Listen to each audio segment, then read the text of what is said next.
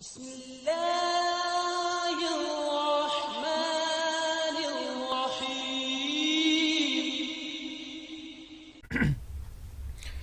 चलें आज की वीडियो जो है वो शुरू करते हैं।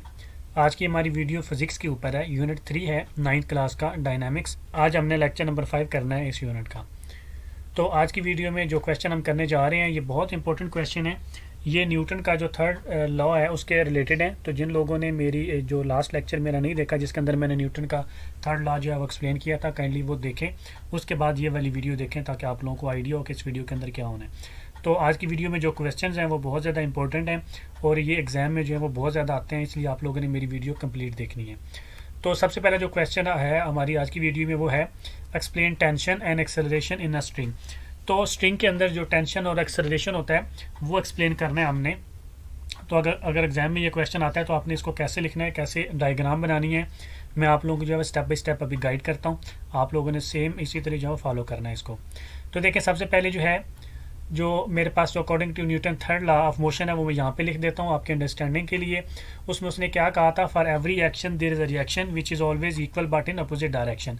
मतलब कोई भी एक्शन जो होता है, ठीक है, उसके बदले में रिएक्शन आता है जो कि हमेशा उसके इक्वल होता है लेकिन अपोजिट डायरेक्शन में होता है। बस आपने ये याद रखना है। अगर आप लोगों ने डिटेल में Newton third law of motion जो है वो पढ़ना है तो मेरा जो प्रीवियस लेक्चर है उसके अंदर मैंने जो एक्सप्लेन किया हुआ है। तो अभी देखिए हमारे पास सबसे पहले ये स्टैंड है, ठीक है। इस स्टैंड के साथ ये देखिए हमारे पास एक स्ट्रिंग लगा हुआ है, ठीक है।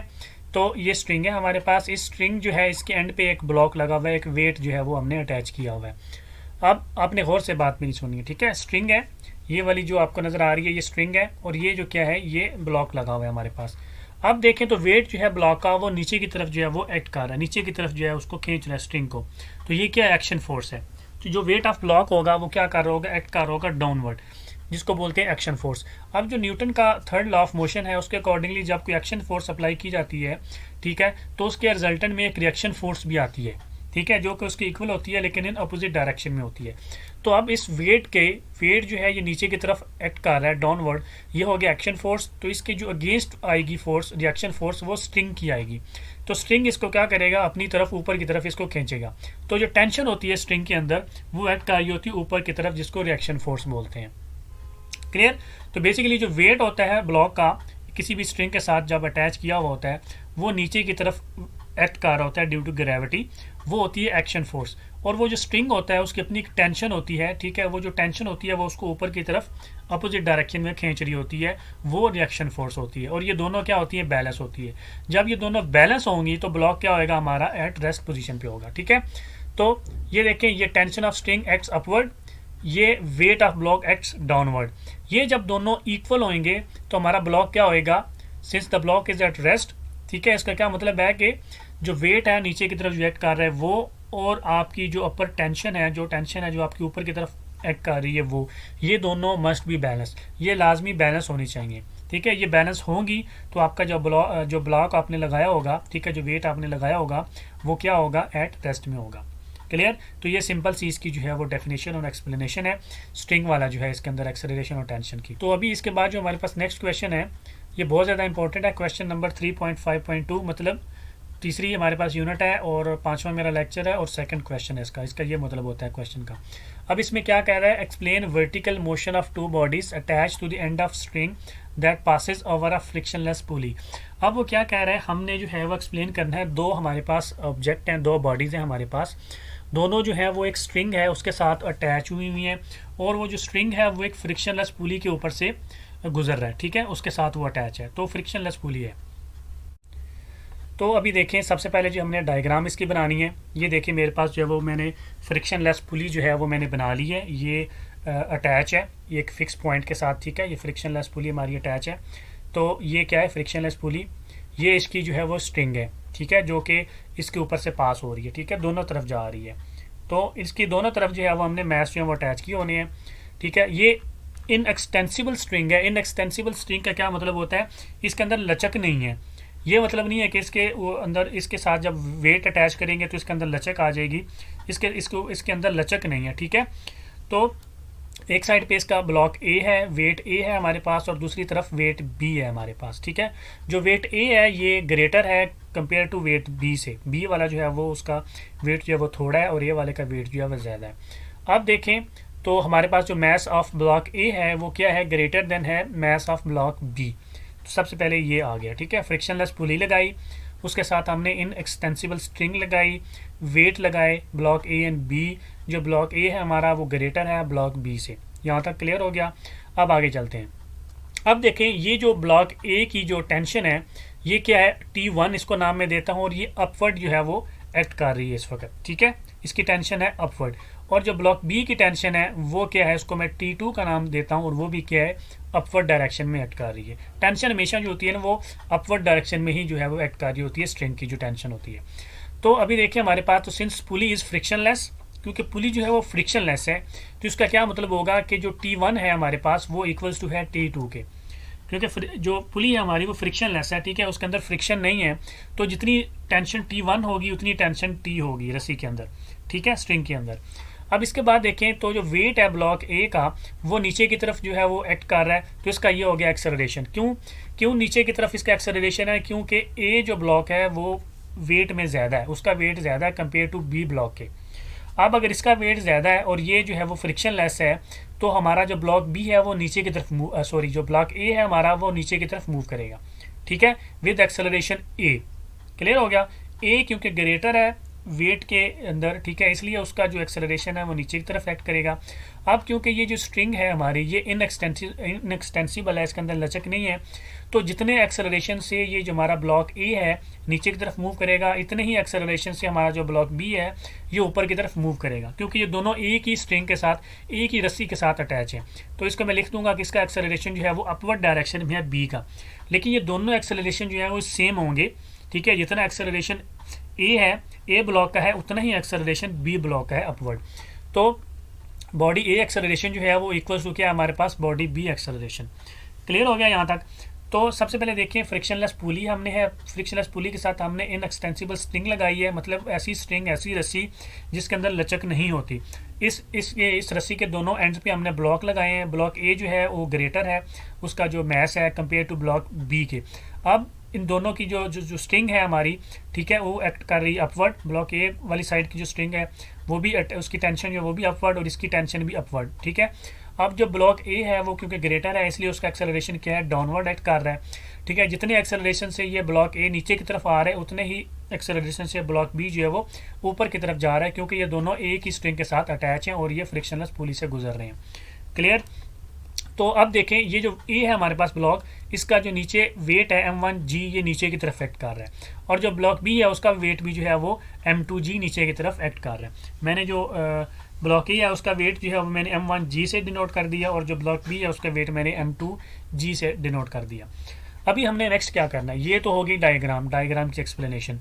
अब आपने क्या करना है नेक्स्ट में, आपने एक्सप्लेन करना है इस डायग्राम को, जो अभी मैंने आपको बताया ना, ये आपने एक्सप्लेनेशन के अंदर लिखना है। पहले स्टेप में आपने डायग्राम बनानी है, दूसरे स्टेप में आपने इसको एक्सप्लेन करना है कि इसके अंदर हुआ क्या है। तो आप लिखेंगे consider two bodies A and B are attach to an extensible string, मतलब वही जो मैंने आपको अभी बता रहा हूँ आपने अपनी वर्डिंग में लिख देना है। हमने दो बॉडीज ली हैं ए और बी, और उनको हमने इन एक्सटेंसिबल स्ट्रिंग के साथ अटैच किया हुआ है। Their masses are M1 and M2 respectively, उन दोनों के जो मैसेज हैं वो M1 और M2 है। एक का हमने M1 नाम दिया हुआ, एक का M2। ये देखें ना, ये जो हमारे पास बॉडी ए थी इसको हमने M1 दिया हुआ है, ठीक है, और जो बॉडी बी है हमारे पास उसको हमने M2 दिया हुआ है। M1 is greater then M2, जो M1 है वो ग्रेटर है M2 से, ये भी क्लियर हो गया। इसके बाद आप लिखेंगे since body A is heavier it will move downward with acceleration A। अब देखें ना, मैंने आपको बताया ना कि एक जो है उसका मैस ज़्यादा है, ठीक है, उसका वेट ज़्यादा है, इसलिए वो क्या करेगा नीचे की तरफ एक ए जो है वो ब्लॉक नीचे की तरफ एक्सेलरेट करेगा, नीचे की तरफ मूव करेगा। उस एक्सेलरेशन को हमने ए दे दिया, एक वैल्यू उसको ए दे दिया। अब and body B will move upward with the same acceleration a, और मैंने आपको बताया कि क्योंकि ये एक ही रस्सी के साथ, एक ही स्ट्रिंग के साथ दोनों अटैच हैं, तो जिस एक्सेलरेशन के साथ ए नीचे की तरफ आएगा उसी एक्सेलरेशन के साथ बी ऊपर की तरफ जाएगा। अब आगे आप लिखेंगे since pulley is frictionless therefore tension T1 is equal to tension 2, मतलब जो स्ट्रिंग इसमें जो ए ब्लॉक वाली स्ट्रिंग थी ये वाली, इसके अंदर जो टेंशन थी ये इक्वल होगी इसके अंदर टेंशन, तो इसलिए जो टेंशन का इफेक्ट होगा वो जीरो हो जाएगा यहाँ पे, ठीक है। ऐसा नहीं है कि अगर यहाँ पे टेंशन फॉर एग्जांपल ज़्यादा हो तो इसका मतलब है कि ये इस ब्लॉक को अपनी तरफ ज़्यादा खींचेगी, ऐसा नहीं है, ये दोनों टेंशन इक्वल है। ये जो टेंशन है स्ट्रिंग की, ये ब्लॉक ए को अपनी उसी पावर के साथ ऊपर की तरफ खींच रही है जिस पावर से ये टेंशन उसको खींच रही है ऊपर की तरफ, तो ये दोनों इक्वल है। तो T1 is equal to T2। अब देखिए तीसरी चीज़ हमने क्या लिखनी है, अब एक्सप्लेनेशन भी हो गई, डायग्राम भी होगी, बड़ी सिंपल सी एक्सप्लेनेशन थी, ठीक है। अब हमने इसकी करनी है मैथमेटिकल इक्वेशन निकालनी है, हमने एक्सेलरेशन की इक्वेशन निकालनी है, एक्सेलरेशन फाइंड करना है, इसके अलावा हमने टेंशन फाइंड करनी है स्ट्रिंग के अंदर। डायग्राम मैंने साथ छोटी सी करके बना दी है। अभी देखिए होता क्या है, तो आप लिखेंगे since body A moves downward hence its weight is greater than the tension in a string. अब है क्या चीज़, ये देखें हमने जो भी प्रीवियस जो पढ़ा है हमने, ठीक है, जो सिंपल स्टैंड के ऊपर था जिसके अंदर टेंशन इक्वल थी उसके नीचे वेट के, तो हमने क्या कहा था वो ब्लॉक जो है वो एट रेस्ट पे है। लेकिन अब यहाँ पे देखें तो ब्लॉक जो है वो रेस्ट पे नहीं है, बल्कि ब्लॉक ए जो है वो मूव कर रहा है डाउनवर्ड। इसका क्या मतलब है, अब टेंशन अपवर्ड मूव कर रही है और उसका जो वेट है वो डाउनवर्ड एक्ट कर रहा है। अगर तो ये ब्लॉक जो है एट रेस्ट है, इसका मतलब है कि टेंशन जो अपवर्ड एक्ट कर रही है वो और उसका जो वेट जो डाउनवर्ड एक्ट कर रहा है ये दोनों इक्वल है। लेकिन अब हमारे केस में ऐसा नहीं हो रहा, हमारे केस में जो वेट है ये डाउनवर्ड एक्ट कर रहा है, ये नीचे की तरफ जा रहा है। जब ये नीचे की तरफ जा रहा है तो इसका क्या मतलब है कि वेट उसका ज़्यादा है कंपेयर टू टेंशन, ठीक है, वेट ज़्यादा हो गया टेंशन से, इसलिए टेंशन के ऊपर हैवी होकर वो क्या कर रहा है नीचे की तरफ मूव कर रहा है। तो इसका मतलब हुआ कि जो net force on a body A जो है, ठीक है, वो इज इक्वल टू क्या है हमारे पास, अब जो है वो वेट उसका ज़्यादा है, तो लिखेंगे m1g माइनस टी, ठीक है। जो फोर्स उसके ऊपर एक्ट कर रही है हमारे पास, नेट फोर्स जो एक्ट कर रही है इस ब्लॉक ए के ऊपर जो नेट फोर्स है वो क्या है, बेसिकली ये जितनी पावर से नीचे की तरफ जा रहा है माइनस जितनी पावर से उसको टेंशन ऊपर की तरफ खींच रही है। तो नीचे की तरफ वो जो जा रहा है वो m1g है, उसका वेट है, माइनस टेंशन है, तो बाकी क्या रह जाएगा हमारे पास, नेट फोर्स रह जाएगी। ये ऐसे ही है कि फॉर एग्जांपल उसका वेट जो है वो एक एज्यूम करें फॉर एग्जांपल 10 से नीचे जा रहा है और टेंशन उसको 6 पावर से ऊपर की तरफ खींच रही है, तो रिजल्टेंट नेट फोर्स क्या हो जाएगी 10 माइनस 4, तो बाकी जो रह गया हमारे पास, ठीक है, उस फोर्स से वो क्या कर रहा है नीचे की तरफ जा रहा है। तो नेट फोर्स बॉडी ए की क्या है हमारे पास m1g माइनस टी। अब देखें जो न्यूटन का सेकंड लॉ है उसमें हमने पढ़ा था, सेकंड लॉ ऑफ मोशन जो है उसमें जो फोर्स होती है वो क्या होती है हमारे पास, force is equal to m a होती है। तो अब मैं यहाँ पे ये जो फोर्स है हमारे पास इसकी जगह पे मैं लिख सकता हूँ एम ए हो जाएगा, m1a हो जाएगा बेसिकली। क्यों m1a हो जाएगा, क्योंकि हम अभी ब्लॉक 1 जो है, ब्लॉक ए जो है उसकी हम फाइंड कर रहे हैं, तो उसका जो मैस है वो m1 है, तो m1a इज इक्वल टू हो जाएगा m1g माइनस टी हो जाएगा इसके पास, ठीक है। तो ये वाली जो है हमारे पास ये इक्वेशन नंबर 1 बन गई हमारे पास। क्लियर हो गया। सबसे पहले हमने निकालनी है net force. Net force is equal to होता है m1g माइनस टी, क्योंकि उसका वेट ज़्यादा है इसलिए मैंने टी को जो है वो माइनस किया। तो हमारे पास जो फोर्स होती है वो इज इक्वल टू होती है ma। अब हमारे केस में ब्लॉक ए है तो उसका मैस m1 है, इसलिए मैंने लिखा m1a इक्वल्स टू ये वाली m1g माइनस टी, इसको इक्वेशन नंबर 1 दे लिया। अब सेम इसी तरह हमने ब्लॉक बी के ऊपर देखनी है कि कितनी फोर्स है, तो आप लिखेंगे body B moves upward hence its weight is less than the tension in a string. अब बी के केस में देखें, इसमें आप देखें तो वेट उसका नीचे की तरफ एक्ट कर रहा है, टेंशन उसकी ऊपर की तरफ एक्ट कर रही है। अब उसकी टेंशन इज कंपेयर टू इस वेट जो है वो ज़्यादा है, क्यों, क्योंकि ये ब्लॉक बी है ये ऊपर की तरफ मूव हो रहा है, इसका मतलब है कि ये टेंशन ज़्यादा पावरफुल है कंपेयर टू इसके वेट के, तो ये ज़्यादा है ये कम है, तो ज़्यादा से कम माइनस करनी है हमने। तो हम लिखेंगे ये वाला टी टेंशन माइनस m2g, तो लिखेंगे net force on a body B is equal to क्या आ जाएगा हमारे पास, अब टेंशन ज़्यादा है तो टी माइनस m2g। क्लियर हो गया। अभी आपके माइंड में क्वेश्चन आ रहा होगा कि मैंने यहाँ पे तो m1 लिखा है लेकिन मैंने t1 t2 क्यों नहीं लिखा। अब अभी देखे थोड़ी देर पहले मैंने बात की ना कि t1 और t2 इक्वल हैं, ठीक है, इन दोनों में कोई फ़र्क नहीं। टेंशन जितनी m1 पे इधर ब्लॉक ए पे लग रही है उतनी ब्लॉक बी पे लग रही है, टेंशन सेम है हमारी, ठीक है। सिर्फ हमारे वेट जो है वो कम या ज़्यादा है, हमारा जो वेट है नीचे की तरफ इफेक्ट कर रहा है वो कम या ज़्यादा है ड्यू टू मैसेज। क्लियर। तो अभी आप वैसे ही लिखेंगे according to Newton second law जो हमारे पास क्या होता है, लॉ ऑफ मोशन जो हमारे पास F is equal to m a होती है। तो अब हमारे पास मैस जो है वो 2 है, तो फोर्स की जगह पे मैं लिखूंगा m2a equals to T minus m2g। ये हमारे पास जो है वो इक्वेशन नंबर क्या बन गई, 2 बन गई। ये हम सारा काम क्यों कर रहे हैं, ये सारा काम हम इसलिए कर रहे हैं, हमको ये एक्सेलरेशन निकालना है। ये एक्सेलरेशन जिस एक्सेलरेशन से ब्लॉक ए नीचे की तरफ जा रहा है और ब्लॉक बी ऊपर की तरफ जा रहा है, ये एक्सेलरेशन निकालना है और ये टेंशन हमने निकालनी है, इसलिए हम कर रहे हैं। ये इक्वेशन नंबर 2। अब आगे आप लिखेंगे to find acceleration we add equation 1 and 2 we get. अब हमने क्या करना है, ये जो मैंने इक्वेशन नंबर 1 निकाली है ये, और ये इक्वेशन नंबर 2, इन दोनों को आपने ऐड कर देना है और हमारे पास एक्सेलरेशन की वैल्यू आ जाएगी। ठीक है, तो अब मैं दोनों को ऐड करता हूँ। जब दोनों को ऐड किया जाता है तो जो लेफ्ट साइड होती हैं ये आपस में ऐड होती हैं और जो राइट साइड होती हैं वो आपस में ऐड होती हैं। तो M1A मेरे पास आ जाएगा प्लस M2A आ जाएगा मेरे पास। ठीक है, ये देखें ना लेफ्ट साइड पे, इसके लेफ्ट साइड पे क्या था, सिर्फ M1A प्लस किया, इसके लेफ्ट साइड पे क्या है M2A। अब इक्वल्स टू का साइन आ गया। इसके बाद जो राइट साइड पे हैं ये दोनों भी ऐड हो जाएंगी, ये दोनों और ये दोनों आपस में क्या हो जाएंगी, ऐड। तो मैं लिखूंगा M1G, ठीक है, minus T plus T minus M2G। ठीक है, ये इसकी मैंने लिख दी M1G माइनस T, ये लिख दी M1G माइनस T, और ये प्लस T माइनस M2G ये मैंने ऐसे ही लिख दिया। अभी देखें तो ये हमारे पास जो है ए कॉमन आ गया, तो अंदर रह गया M1 प्लस M2। मैं लेफ्ट साइड पे देखें, ए दोनों में से देखना ना आपने, ये दोनों में देखें ए कॉमन आ गया, अंदर रह गया M1 plus M2 equals to, अब ये देखें ये एक माइनस टी है और एक प्लस टी है, ये आपस में क्या हो जाएंगे, कट जाएंगे, माइनस और प्लस 0। ठीक है, तो पीछे मेरे पास क्या रह गया, M1G माइनस M2G, इधर से मैंने G कॉमन ले लिया, अंदर रह गया M1 माइनस M2। ठीक है, अब हमारे पास दो रहेगी ना, M1G माइनस M2G, इन दोनों में G कॉमन है तो मैंने बाहर निकाल लिया, अंदर क्या रह गया M1 माइनस का साइन M2। अब मैंने जो है वो एक्सेलरेशन निकालना है। ठीक है, एक्सेलरेशन के लिए ये देखें M1 प्लस M2 इधर एक्सेलरेशन के साथ मल्टीप्लाई हो रहे हैं, तो दूसरी तरफ जाके क्या हो जाएंगे, डिवाइड हो जाएंगे। तो मेरे पास जो A है, ठीक है, A इज इक्वल टू क्या हो जाएगा, ये वाली वैल्यू तो वैसे ही रहेगी। ठीक है, G ऊपर ही रहेगा और M1 माइनस M2 ऊपर रहेगा, ये नीचे जाके क्या हो जाएंगे, डिवाइड। तो ये बन जाएगी G into M1 minus M2 divided by M1 plus M2, और ये मेरे पास क्या है, एक्सेलरेशन की जो है वो वैल्यू आ गई। क्लियर, तो इस तरीके से आप जो है वो एक्सेलरेशन निकाल सकते हैं। अभी हमने निकालना है टेंशन निकालनी है, तो टेंशन के लिए आप क्या करेंगे, आप लिखेंगे to find tension we divide equation number 2 by equation number 1।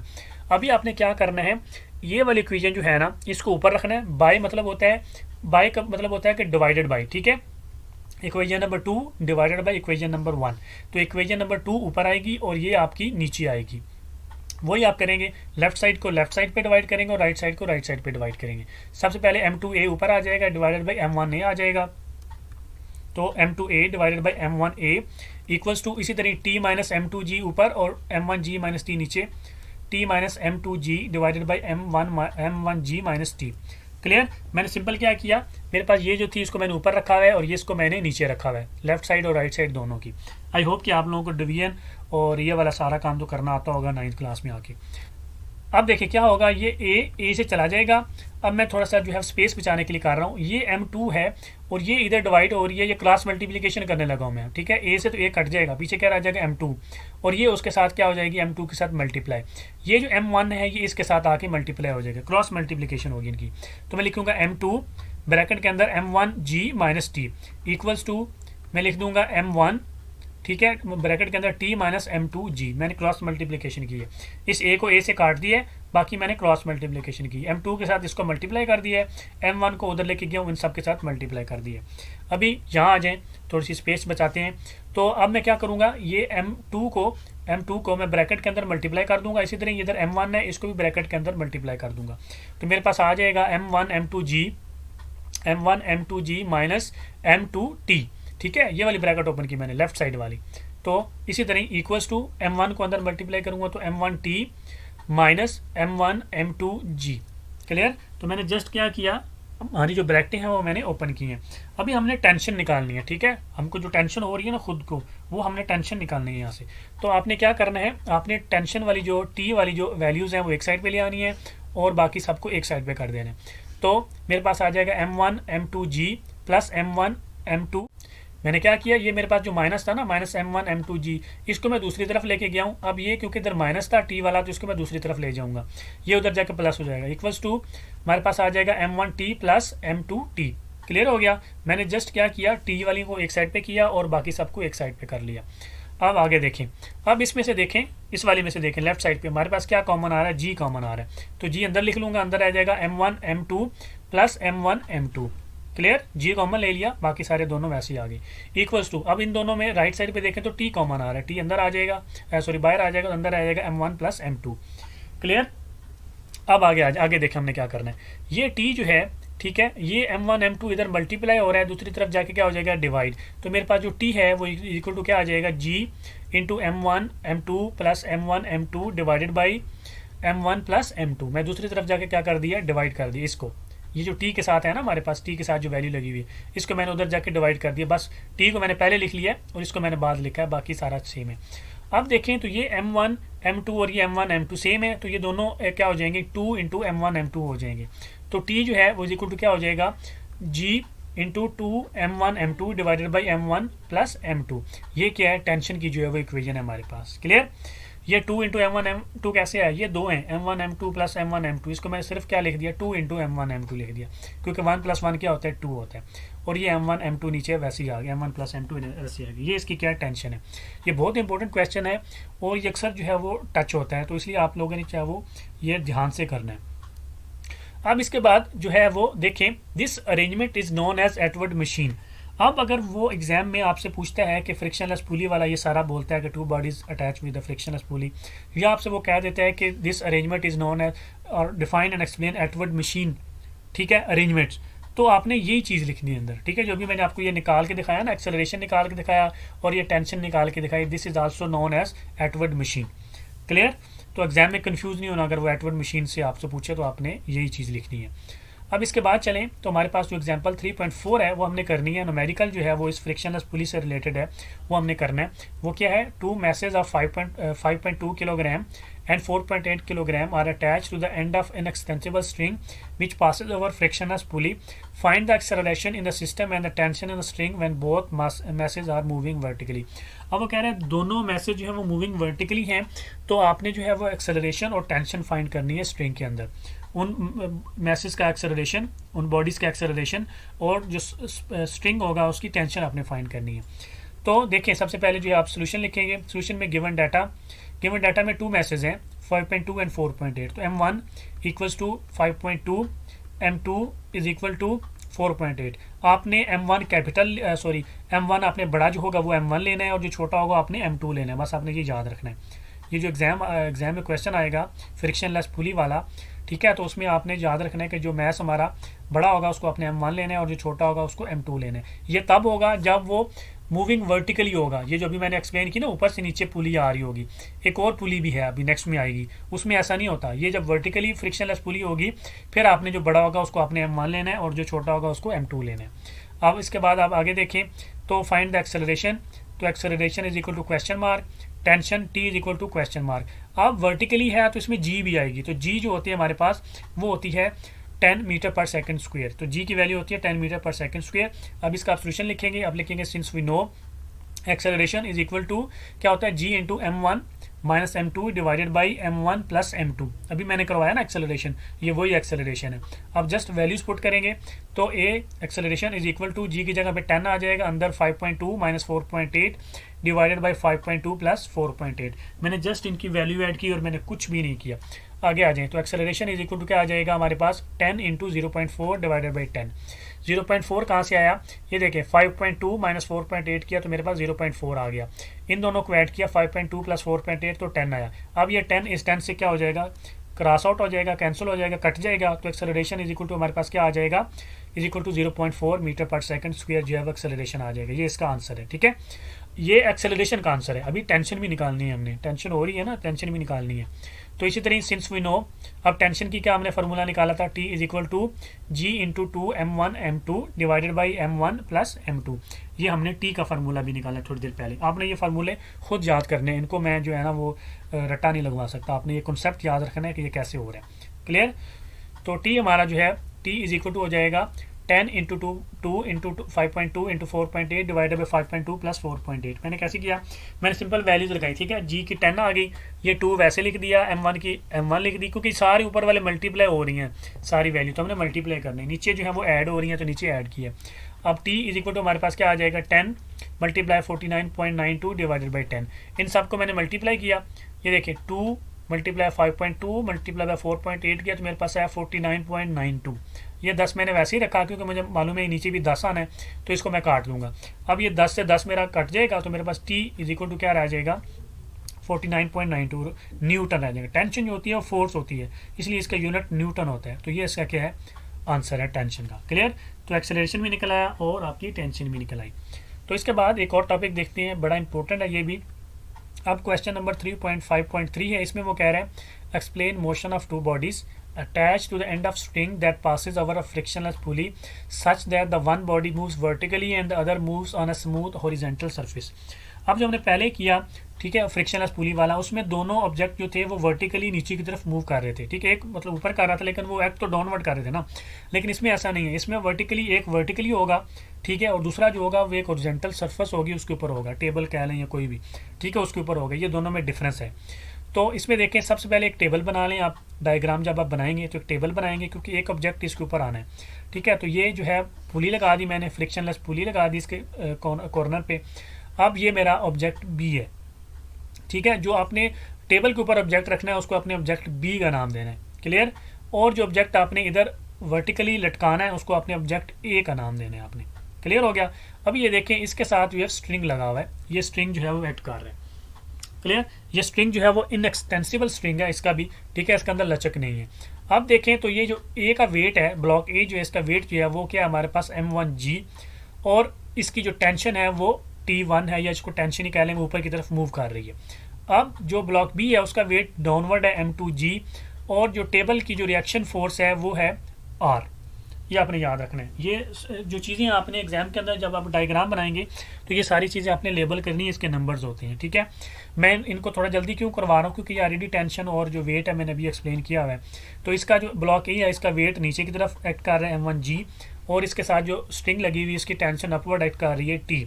इस तरह आ जाए ब्लॉक बी, ब्लॉक बी का वेट नीचे की तरफ एक्ट कर रहा है और ऊपर की तरफ इसको क्या चीज़ एक्ट कर रही है, टेबल की जो रिएक्शन फोर्स है, ठीक है, वो एक्ट कर रही है, और वो क्या कर रही है, अपवर्ड डायरेक्शन में एक्ट कर रही है। और ये दोनों सेम है, ये दोनों सेम है, इक्वल है। जितनी ये आर है उतनी ये वेट है M2G। इसलिए ब्लॉक जो है इसकी वजह से ब्लॉक के ऊपर, ब्लॉक की मूवमेंट के ऊपर कोई इफेक्ट नहीं आएगा। क्लियर। ये दोनों सेम है, इसकी वजह से ब्लॉक की जो मूवमेंट होगी उसके ऊपर कोई इफेक्ट नहीं आएगा। तो इसका मतलब है कि किस चीज़ की वजह से इसकी ब्लॉक बी की मूवमेंट के ऊपर इफेक्ट आएगा, वो है उसकी स्ट्रिंग जो है। अब देखें, जो ब्लॉक ए है उसका जो एक्सेलरेशन है वो नीचे की तरफ है, नीचे की तरफ मूव कर रहा है, और ब्लॉक बी का एक्सेलरेशन हॉरिजॉन्टल होगा।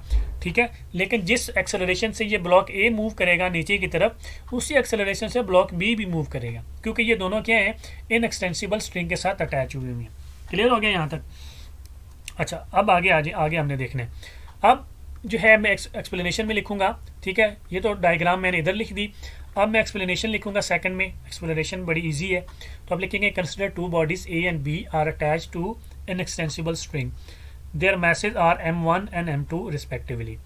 आगे आप लिखेंगे since pulley is frictionless therefore. अब पुली क्या है, फ्रिक्शनलेस है, फ्रिक्शनलेस पुली है। इसका मतलब है कि जो T1 है इज इक्वल टू T2। ठीक है, जितनी टेंशन ब्लॉक ए के ऊपर आएगी स्ट्रिंग की, उतनी ही टेंशन ब्लॉक बी के ऊपर आएगी स्ट्रिंग की। अब आगे लिखेंगे let body A moves downward with acceleration a. इसी तरह since string is inextensible body B will also move over horizontal surface with same acceleration.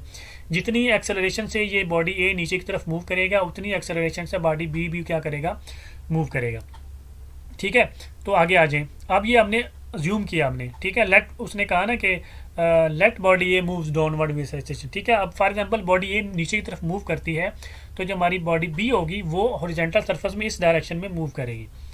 उसमें क्या था, ऊपर की तरफ, उसमें क्या था ऊपर की तरफ मूव किया था। ठीक है, इसमें बॉडी ऊपर की तरफ मूव नहीं कर रही, इसमें बॉडी इस डायरेक्शन में मूव करेगी। ठीक है, हॉरिजॉन्टल मूवमेंट करेगी, बस ये दोनों में डिफरेंस है। अब देखें तो तीसरे नंबर पे हमारे पास जो चीज़ आती है, एक्सप्लेनेशन में इधर लिख देता हूँ आपकी आसानी के लिए। Since body A moves downward hence its weight is greater than tension in a string. वही सेम चीज़, क्योंकि बॉडी ए, अब सेम वही चीज़ होगी, net force on body A जो है F इज इक्वल टू क्या हो जाएगा हमारे पास M1G माइनस क्या लिखेंगे T। ठीक है, वही सेम चीज़ जो हमने पहले की है बॉडी ए के लिहाज से सेम वही है। ठीक है, तो according to Newton second law आप लिखेंगे, second law motion F is equal to ma होता है, तो यहाँ पे क्या आ जाएगा M1A is equal to M1G, ठीक है, माइनस T। बहुत आसान है, तो ये इक्वेशन नंबर 1 होगी हमारी। क्लियर हो गया। अब आ जाए ब्लॉक बी की तरफ। ब्लॉक बी थोड़ा सा जो है वो डिफरेंट है कंपेयर टू हमारा जो दूसरा प्रीवियस जो हमारा क्वेश्चन था उससे। अब लिखेंगे since force of weight m2 g is on body b is equal to the reaction force of the surface.